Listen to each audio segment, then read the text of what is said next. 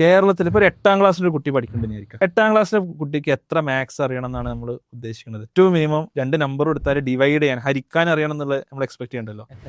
8ാം ക്ലാസ്സിൽ ഇപ്പൊ എന്റെ മോനെ 1ാം ക്ലാസ്സിൽ ഇപ്പോൾ ഒക്കെ മൾട്ടിപ്ലിക്കേഷൻ ഒക്കെ ടേബിളൊക്കെ നമ്മൾ 1, 2 എന്നൊക്കെ പഠിച്ചോളുണ്ട്. 8ാം ക്ലാസ്സിൽ എത്തുമ്പോൾ ഒരു കുട്ടിക്ക് 2 നമ്പർ എടുത്താൽ ഡിവൈഡ് ചെയ്യണം നമ്മൾ വിചാരിക്കേണ്ടത്. കേരളത്തിലെ കുട്ടികളിൽ, ഗവൺമെന്റ് സ്കൂളിൽ പഠിക്കുന്ന കുട്ടികളിൽ 31% കുട്ടികൾക്ക് മാത്രമാണ് 2 നമ്പർ കൊടുത്താൽ ഡിവൈഡ് ചെയ്യാൻ അറിയാം. ഇത് യാഥാർത്ഥ്യമാണ്. 31% കുട്ടികൾക്ക് മാത്രമാണ്.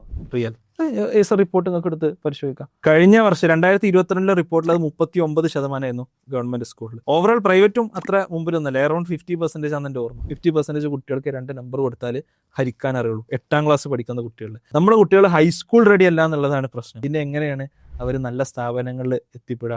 അപ്പോൾ 2 പ്രശ്നങ്ങളുണ്ട്. ഒന്ന് അവയർനെസ് ആണ്. ഞാൻ നേരത്തെ പറഞ്ഞതുപോലെ ഒരു ഫസ്റ്റ് ജനറേഷൻ, സെക്കൻഡ് ജനറേഷൻ ആൾക്കാരൊക്കെ തമ്മിലുള്ള ഡിഫറൻസ്, കാര്യങ്ങൾ, ഒരു സോഷ്യൽ ക്യാപിറ്റൽ എന്ന സംഭവം, അത് നമ്മൾ പറഞ്ഞുകൊണ്ടേയിരിക്കണം. ഞാനും നിങ്ങളും എല്ലാവരും നമ്മുടെ കുട്ടികളോടെങ്കിലൊക്കെ എത്തണം എന്നുള്ള നമ്മൾ പറഞ്ഞുകൊണ്ടിരിക്കും. പക്ഷേ ഈ അവയർനെസ് മാത്രം ഉണ്ടാക്കിയിട്ടും കാര്യമൊന്നുമില്ല. റെഡിനെസ് എന്നുള്ളത് വലിയ ഇമ്പോർട്ടൻറ്റ് ഫാക്ടറാണ്.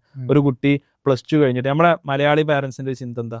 +2 വരെ എങ്ങനെങ്കിലും സ്കൂളിൽ നല്ല മാർക്ക് വാങ്ങണം, എന്നിട്ട് ഏതെങ്കിലും ഒരു എൻട്രൻസ് കോച്ചിങ് സെന്ററിൽ അവനെ കൊണ്ടുപോയാക്കും. 2-3 കൊല്ലം അവൻ അവിടെ എടുത്ത് കഷ്ടപ്പെടുത്തും. എന്നിട്ട് അവന് അവസാനം ഏതെങ്കിലും ഒരു പ്രൈവറ്റ് യൂണിവേഴ്സിറ്റിയിൽ ലക്ഷങ്ങൾ ലോൺ എടുത്തിട്ട് അല്ലെങ്കിൽ ലക്ഷങ്ങൾ മുടക്കിയിട്ട് അവനെ ചേർക്കും. നേരെ മറിച്ച് നമ്മൾ റെഡിനെസിന്റെ പ്രശ്നമാണ്. നമ്മൾ നേരത്തെ കുട്ടികളെ അവരുടെ അഭിരുചി അനുസരിച്ച്, താല്പര്യം അനുസരിച്ച് റെഡിയാക്കി കഴിഞ്ഞാൽ നല്ല സ്ഥലങ്ങളിൽ കുട്ടികൾക്ക് എത്താൻ പറ്റും. അവർ ഫിഗർ ഔട്ട് ചെയ്യും എന്താ ചെയ്യേണ്ടത് എന്നുള്ളത്. ഈ 2 പ്രശ്നങ്ങളാണ് നമ്മൾ ആക്ച്വലി എന്ത് ചെയ്യേണ്ടത്?